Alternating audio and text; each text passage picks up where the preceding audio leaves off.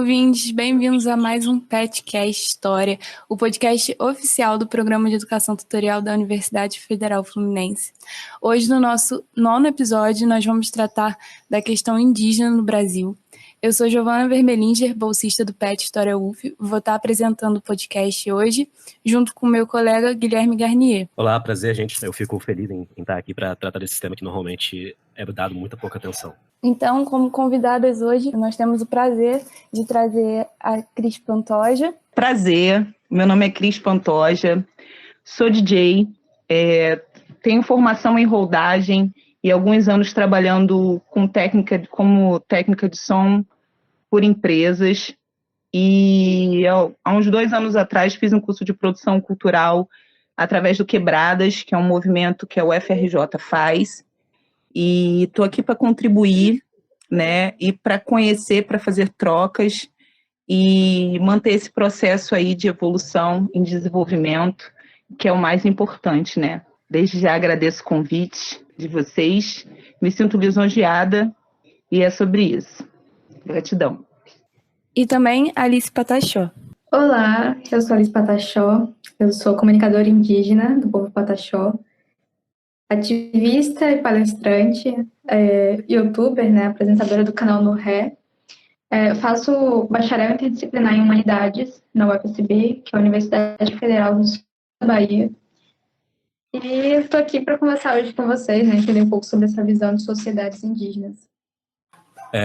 Nós preparamos uma introdução diferente para esse podcast, principalmente que nós estamos reconhecendo, fazendo um meia-culpa aqui, que é um tema novo a ser tratado por nós, então nós vamos fazer uma breve introdução que nós montamos, mais sobre a construção de um estereótipo, e depois nós vamos pedir que vocês contribuam com a gente com informações que vocês acham importantes de se ressaltar.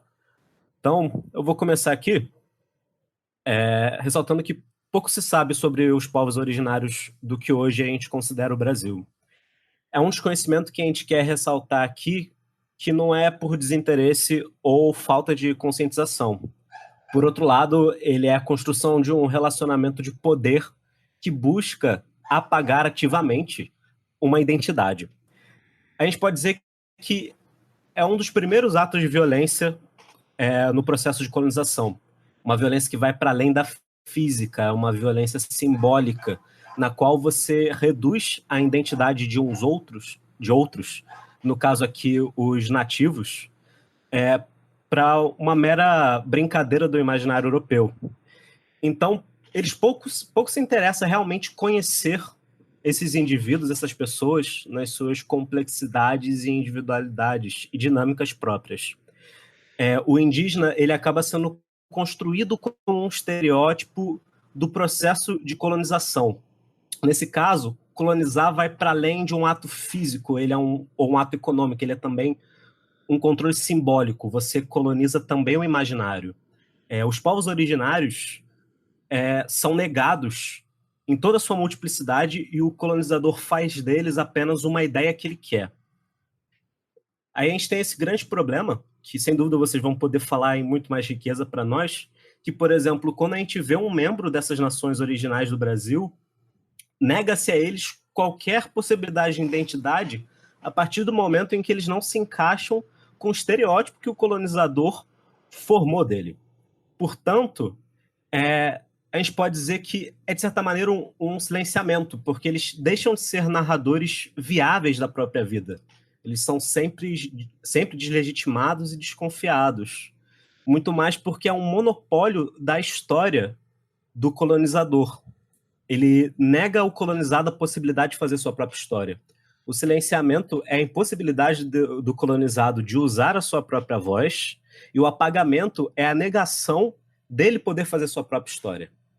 E quando a gente fala sobre os problemas que os povos indígenas enfrentam no Brasil atual, é muito comum que a gente reduza esses problemas à questão de demarcação e ocupação das terras que são deles por direito. Esse problema, é claro, é grave, é urgente, só que não é a única questão indígena que a gente precisa discutir.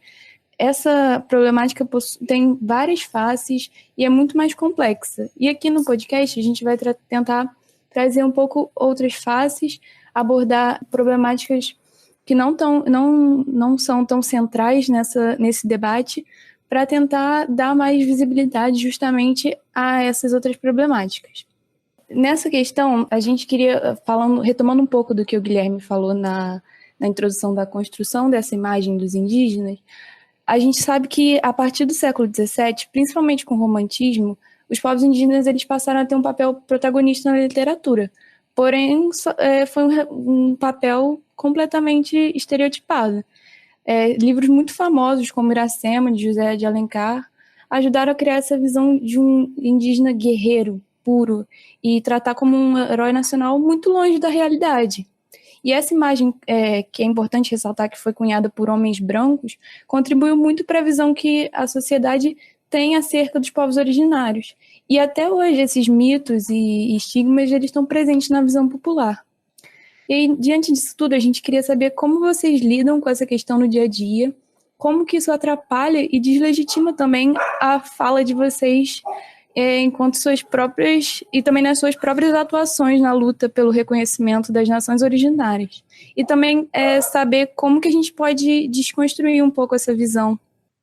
Então, é muito... A gente passa por situações, a partir dessa leitura, né, dos indígenas, dos povos indígenas do Xingu, estereotipada, né, com um cabelo específico e um rosto específico. Eu sou filha de uma mulher indígena Sateré-Maué, com um homem branco.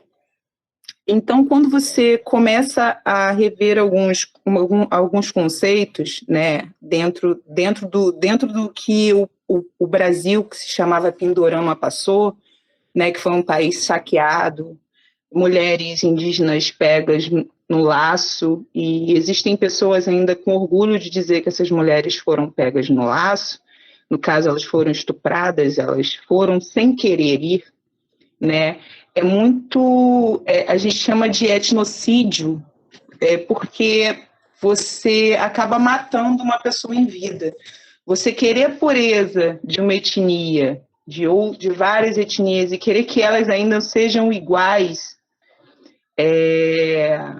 mediante aos livros de história, né? Isso foi uma cultura, né, que o país inteiro teve mediante ao que estudou, mediante ao que a escola ofereceu de forma geral, né? E aí você tem todas as imagens muito iguais e até filmes muito iguais, mas veja, são 305 etnias diferentes, mais de 274 línguas faladas, e é impossível você querer que esses povos sejam exatamente iguais, né? E existe uma miscigenação que, conforme você vai apagando a cultura desse povo, o próprio povo Pataxó Rãrãe e a parenta Pataxó, quando voltava a poder dizer, tem uma história muito, muito, muito singular sobre isso, porque estavam morando em cidade, já não estavam mais dançando seu toré, tendo suas vivências, suas pinturas, né, seus rituais. E aí você vai perdendo isso com o tempo, né? Você vai caindo no esquecimento, também as pronúncias, as formas que na aldeia as coisas acontecem, porque você vai entrando no ritmo da cidade. E na cidade a coisa não é tão romântica, tão carinhosa, tão familiar quanto se é na aldeia. Então, quando a gente chega no lugar, eu, por exemplo, uso meus penachos, não uso cocar, uso meus penachos, uso cordões, anéis e tudo que dá uma indicação que para mim também é de proteção indígena. E aí, quando eu chego nos lugares, a galera fala assim, nossa, você parece até índia.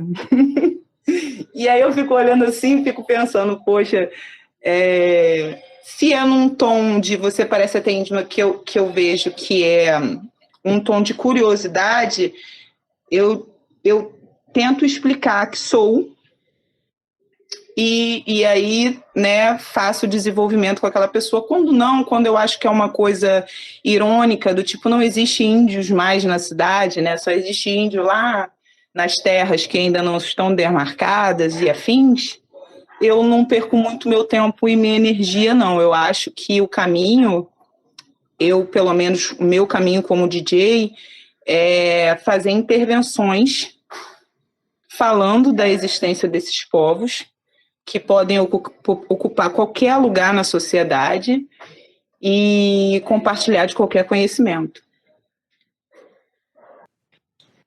Então, eu vejo nisso, né, uma total contradição com a nossa vivência e a nossa realidade, né? Para as pessoas, nós ainda estamos parados em 1500, né? Não existiu.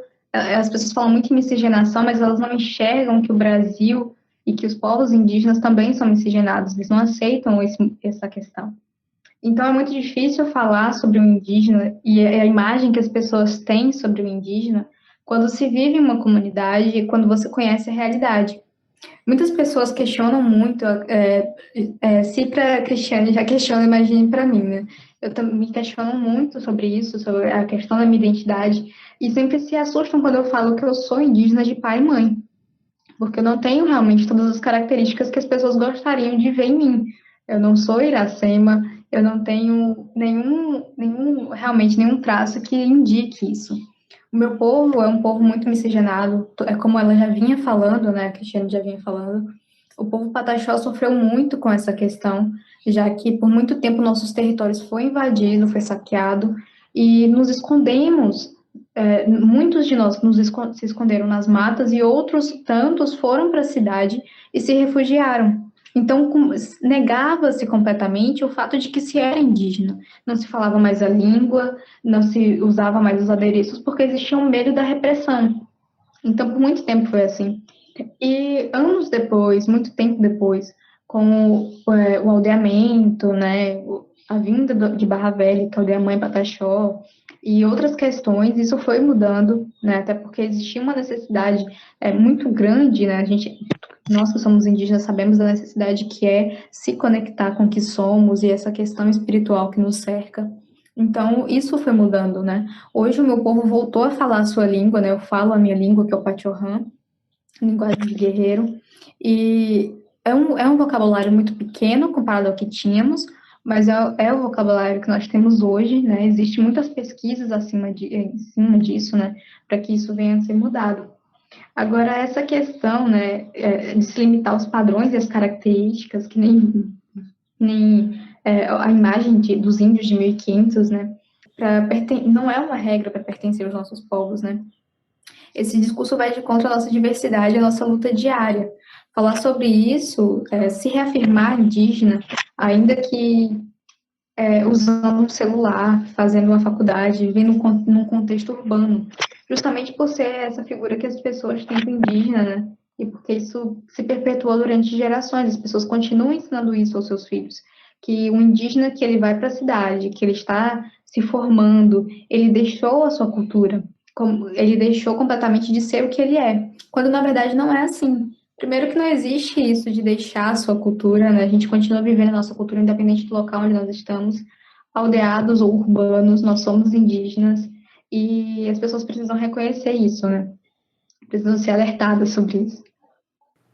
Eu vou retomar um pouco do trecho da exposição da Giovana, e eu acho que é um ponto interessante para a gente entrar, porque eu acho que existe um campo específico para estudo da questão e da história indígena, seja em geografia, seja em história. Eu acho que a área que mais se afeiçoa a isso é a antropologia, e a gente pode dizer que esse campo de interesse na questão indígena e nos povos originários está crescendo, está ganhando uma certa popularidade, mas a gente gostaria de direcionar uma pergunta para vocês, de como vocês enxergam os crescimentos desses estudos. Vocês acham que isso ajuda, que isso pode gerar novos tipos de estereótipos? Em que medida isso é positivo e em que medida o movimento dos povos originários consegue se beneficiar ou acaba tendo malefício disso?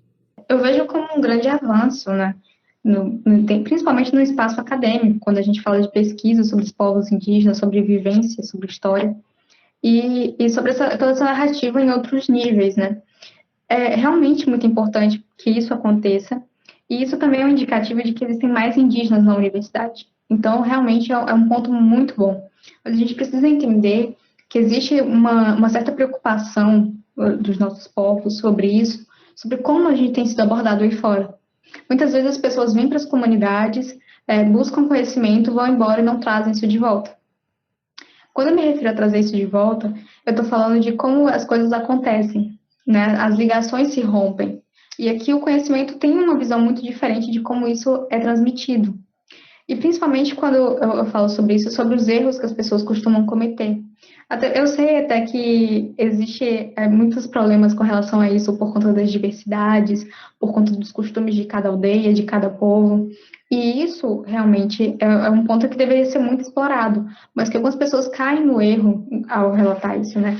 Hoje, não só por conta dos trabalhos que eu tenho feito, e tenho visto como isso vem acontecendo, né?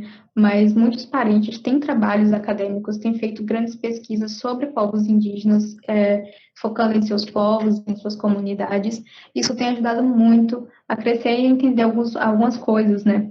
Até porque essa questão de se enxergar como ser acadêmico, né? Muda muito toda essa visão dos povos indígenas e principalmente a nossa ocupação nesse espaço, né? Leva uma outra visão, a visão da nossa vivência.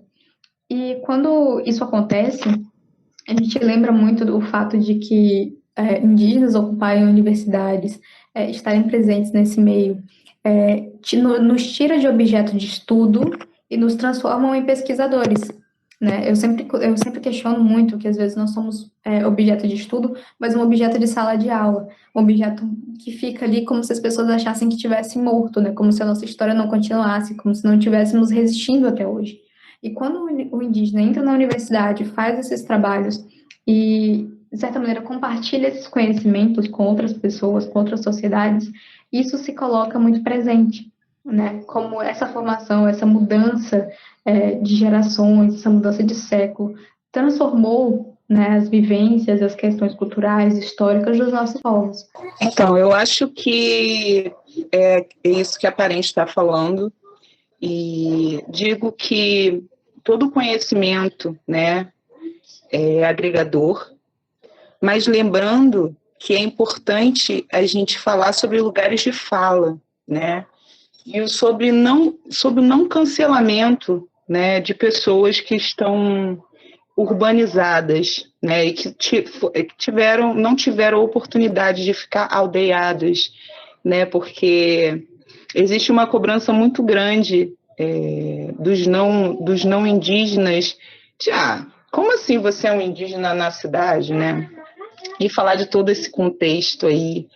E a gente tem toda uma questão de estrutura que está movendo e que vai mover a partir de entender que existem acadêmicos e pessoas que estão lançando livros incríveis, inclusive um deles que está junto com o da Djamila Ribeiro, com os mais vendidos no Brasil, que é do Ailton Krenak, né? Ele e a Djamila Ribeiro são dois escritores, ela é uma escritora negra e ele é um escritor indígena, e é isso que dá força à caminhada, entender que existem outras falas, outras visões, ainda que não sejam indígenas, mas que também existem as visões daquele povo que está naquela vivência, que está resistindo, que está vivendo há 500 anos e não está tendo o direito de falar sobre ele mesmo. É essa a importância. Eu acho que é sobre isso, a gente ocupar, a gente esclarecer, a gente fazer trocas, a gente se fortalecer, né? Entendendo que eu acho que eu até a semana passada escrevi uma coisa falando que dividir para conquistar é muito antigo, né? E existem pessoas que tentam o tempo todo deslegitimar as pessoas que são miscigenadas, querendo um purismo que chega a ser criminoso. Mas a gente segue acreditando que é sobre isso, sobre ocupar faculdades, ocupar as cidades, ocupar as aldeias, expandir o conhecimento, palestrar, ser youtuber, ser DJ, e é sobre isso. Retomada. Assim, eu concordo em parte com o que você disse, Cristiane, pelo seguinte, a gente precisa entender que quando a gente fala sobre espaço de fala, não existe um espaço de fala para quem não tem vivência em alguns momentos. Eu acho que quando a gente pensa muito em pesquisa, a gente pensa muito nessa questão de como os indígenas são vistos, eu me sinto muito chateada quando eu vejo alguém que não tem conhecimento sobre isso, ocupando espaço de fala e falando besteira, né? Falando sobre povos indígenas através de um olhar etnocêntrico, completamente diferente do que a gente está realmente lutando para mudar, né? Esses olhares. E aí eu sempre questiono isso. Então, quando a gente fala em espaço de fala, e eu falo muito com as pessoas sobre isso, quem está ocupando esse espaço de fala? Será que, de fato, indígenas estão se colocando, estão se posicionando mais, entende? Até que ponto esses brancos estão tomando esse espaço também, entende? Quanto a indígenas urbanizados, quanto a indígenas que são descendentes, existe também uma necessidade de se compreender que é preciso muito mais do que isso para se ocupar um espaço de fala, né? A gente precisa ter vivência, a gente precisa ter concordância, precisa entender pontos de vista, principalmente de dentro dos nossos povos, dentro das nossas comunidades. E isso é um assunto que gera muita polêmica, mas que realmente é necessário falar, né? Porque existe uma necessidade de se buscar entender esse lado para depois se falar sobre um espaço de fala pelo qual a gente, quem não tem vivência não consegue descrever, não consegue de fato levar aquilo que aquele povo vive, gosta, quer que aconteça, né? Então, mas o que eu digo de espaço de fala é justamente sobre isso. Eu como hoje não posso falar do povo que eu pertenço, aldeado, né? Mas eu posso falar sobre mim e sobre toda a minha busca como uma pessoa que está na cidade. É importante pautar sempre o respeito às hierarquias existentes e às trocas também. Quando eu digo isso, eu digo de forma geral, cada etnia tem a sua vertente, a sua história, e é seguindo nesse caminho que eu estava falando sobre espaço de fala, lugar de fala. Na verdade, eu queria fazer um comentário que eu acho que, sinceramente, talvez nem adicione tanto, mas é mais que como a gente é um podcast de história, eu acho que seria interessante a gente aproveitar isso para discutir um conceito, que é o conceito de ahistórico. Talvez até pelo movimento negro estar muito mais presente no cotidiano urbano, muito mais forte, talvez até muito mais escancarado na nossa cara, a gente fala muito, por exemplo, de como é danoso, por exemplo, você ter uma perspectiva histórica de povos africanos. Eu acho que o que mais se discutiu aqui é como é negado um processo de transformação histórica para os povos indígenas. É só para encaminhar a discussão de conceitos históricos que normalmente o PET se propõe. Então, considerando tudo isso que a gente apresentou até agora, a gente gostaria de perguntar como vocês enxergam o cenário atual do indígena no Brasil. Aqui vocês podem ficar à vontade para abordar pontos importantes que talvez a gente não tenha abordado, que vocês achem pertinentes. E também a gente gostaria de saber como que a situação política e a pandemia estão atingindo os povos originários na luta pela preservação cultural, social e também ambiental. Então, a nível político, né, as queimadas aumentaram em números exorbitantes. Nunca teve, né, estatisticamente, uma quantidade tão grande de desmatamento em tão pouco tempo no país, né? Desde a invasão para cá. E de saúde sempre foi negado, né? E agora, com o período pandêmico, os povos indígenas, a nível de proporção, são os mais afetados, né? Porque como não existem mais médicos atuando nas áreas indígenas, né? Porque foram dispensados há uns meses atrás, tudo é difícil, né? Porque você realocar, tirar um indígena lá da aldeia dele, levar esse mesmo indígena para a cidade, ou para os hospitais de campanha, é uma outra problemática de gestão que talvez seja proposital, né? Não posso afirmar, mas acredito que não faça diferença para o governo eles estarem vivos ou não, né? Para os povos indígenas fazem diferença por conta de ser um livro, né, que se fecha, um conhecimento que se perde, mas enfim, é sobre isso. E quando você perde territórios, você perde tudo que nele está, né? A vida animal, todas as árvores, frutos, o alimento, coisas para fazer seus artesanatos. Então, uma forma de minar e de matar também é essa. Porque você não mata diretamente o indígena, mas você mata tudo que está em volta. E aí você tira dele o direito de sobreviver, de viver a partir, né, do que ele tem ali, que é a natureza. Você acaba com toda uma área, polui a água, e assim você consegue impedir ele de ter os recursos próprios para movimentar e gerir tanto o alimento quanto o dinheiro que às vezes se faz necessário para aquele povo. Então, esse é um momento muito difícil de se atravessar, né? E os povos indígenas têm sofrido muito com a pandemia dentro das aldeias, até porque isso mudou completamente a nossa rotina e o nosso convívio aqui, né? E eu tenho falado muito sobre isso, inclusive porque com esse período, né, a minha aldeia suspendeu todas as atividades, nós não estamos tendo aula, nós estamos fechados para visitação e também não estamos mais realizando rituais, né, em coletividade. Então é muito difícil atravessar esse momento sem fazer os nossos rituais, até porque são rituais que são muito próximos uns dos outros, muitos abraços. Então, isso dificulta um pouco essa questão de manter um distanciamento social. Então, foi completamente cancelado. E, assim, com todo esse descaso do Estado brasileiro, todo o ódio, né, abertamente direcionado a nós, torna tudo ainda mais difícil. Uma desesperança, né, eu diria. Até porque estamos sendo atingidos muito na questão da preservação cultural.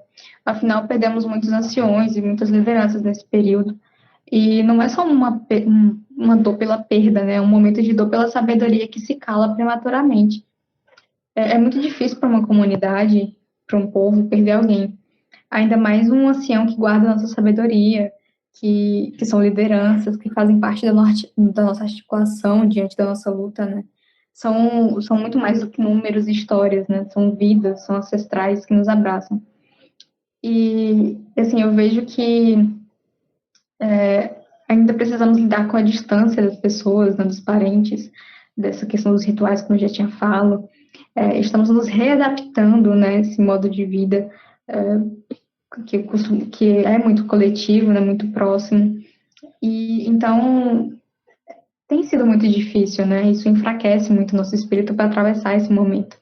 E na atual situação, assim, quando a gente fala, não só, como a Parente vinha falando, né? Tudo isso tem se tornado um problema ambiental também, né? Inclusive, há pouco tempo, há poucos dias, a minha comunidade fez uma denúncia aberta, né? Uma carta aberta, quanto à exploração de madeira no nosso território. A gente encontrou invasores aqui, e isso é um grande problema, porque são pessoas extremamente violentas, né? Então, a gente não sabe como lidar com essa situação. Então, isso continua acontecendo, né? Não é porque a pandemia chegou que as pessoas se distanciaram das comunidades, que as pessoas estão realmente respeitando os nossos limites. Isso não está acontecendo. Isso se torna um grande problema, né, para se atravessar. E com toda essa incitação, né, de violência, de lembrar que povos do governo, né, em parte, do nosso presidente para falar sobre essa questão de como ele não pretende demarcar territórios indígenas, de como são ilegítimos, né, as nossas lutas, as nossas causas. É muito difícil de enxergar esse cenário como algo bom, né, algo que tem uma esperança de que algo realmente aconteça, apesar de que a luta tem sido muito reforçada, nós estamos aderindo novos métodos de luta, usando muito mais a tecnologia como aliada, né, como ferramenta para isso. E, assim, apesar de ter uma certa vantagem nesse lado, a gente entende que a pandemia nos afetou muito e drasticamente, de uma maneira muito inesperada, com relação à nossa vivência, à nossa paz, ao nosso dia a dia, né? Então, creio que essa foi a última pergunta, e a gente tem a tradição de perguntar se as convidadas gostariam de fazer algum comentário final. Então, eu só queria fazer uma observação. As manutenções que a gente pode começar a mudar dentro do nosso ciclo de convívio, né? Amigos, parentes próximos, né? Sobre o que nos alimenta, sobre os excessos e sobre os desperdícios. Tendo em vista que 51% do lixo que a gente produz é orgânico.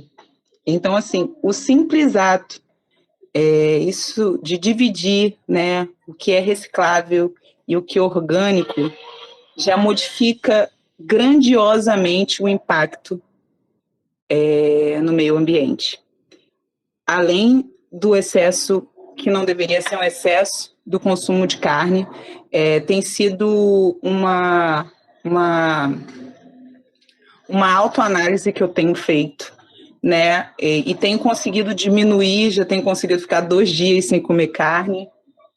E eu acho que os impactos a gente começa como um trabalho de formiguinha entre os nossos e fazendo com que eles façam esse mesmo trabalho entre os próximos deles. E aqui em casa eu já consegui mudar muitas coisas. Essa é uma das primeiras observações. A segunda é que eu estou recolhendo roupas de frio, roupas de criança, material de higiene, e para doar para a aldeia Maracanã, para doar para a aldeia Pataxó de Iriri, que foi quem me receberam maravilhosamente bem. Eu tenho um amor enorme pelo povo Pataxó e uma gratidão também que os meus portais, né, o que eu perdi de medo de falar sobre a família da minha mãe e sobre tudo que está acontecendo foi a partir do povo Pataxó. E é isso. Vocês, muito obrigada. E que a gente repense, né, muito em como a gente tem julgado essa questão indígena, como a gente tem falado sobre isso, que a gente descolonize as nossas mentes, né, esse é até um lema do meu canal, que a gente venha descolonizando as nossas mentes, que a gente fale corretamente, que a gente fale de indígenas e não de índios, que a gente fale de histórias que realmente aconteceram, e que a gente não apague, né, que a gente não venha deixar de lado a história do nosso Brasil e que a gente não se esqueça de que nós também fazemos parte disso, né? Então, é isso, gente. Sigam comunicadores indígenas, fiquem atentos à causa, nos apoiem, nos ajudem com relação ao território, demarcação territorial. Se vocês quiserem deixar o Instagram de vocês aqui para o pessoal seguir vocês. Instagram, Twitter. Posso começar? Pode sim. @DJ Cris Pantoja Oficial no Instagram e no Twitter a mesma coisa. DJ Cris Pantoja Oficial. Tá bom? Página e Twitter a mesma coisa. @DJ Cris Pantoja. Gratidão, parentes, gratidão a todos que estão aí. O meu tá como @Alice_Pataxó em todas as redes sociais, Instagram, Twitter. No YouTube eu tô como no Ré, né, que é o nome do meu canal. E é isso, espero vocês lá. Eu gostaria de fazer um convite para vocês, ouvintes, de seguir o PET. Nós temos o Instagram, que é @PetHistoriaUF, o Twitter, que é @PetHistoria, e no Facebook nós somos Pet História UF. Também queria fazer um convite para vocês conhecerem o nosso podcast, se já não conhece. Nós temos outros episódios, estamos disponíveis no Spotify, no Google Podcasts e em outras plataformas também. Nós abordamos vários temas e a gente busca levar esse conhecimento que a gente está produzindo aí nessa época de pandemia na universidade para o público em geral. Então a gente já vai acabando por aqui. A gente quer agradecer primeiramente as nossas convidadas por nos ajudarem com esse tema extremamente delicado, mas de extrema importância. Foi um prazer imenso e uma atividade muito enriquecedora. Eu quero deixar aqui um último agradecimento àqueles que estão nos seguindo até agora, os nossos ouvintes. Esse é o 9º episódio e a gente sempre fica muito feliz em fazer esse trabalho. Aqui, antes da Giovana entrar com as recomendações, eu vou dar, claro, os créditos e os dados dessa produção. Como produção, a gente teve Linha Castanho e Caio Manzoli. O roteiro foi um esforço coletivo entre uma maior parte da nossa equipe. Felipe Camargo, Linha Castanho, Giovana Vermelige, Guilherme Garnier e Caio Manzoli. Como edição será também Felipe Camargo. Obrigada às nossas convidadas, foi ótimo mais uma vez estar com vocês.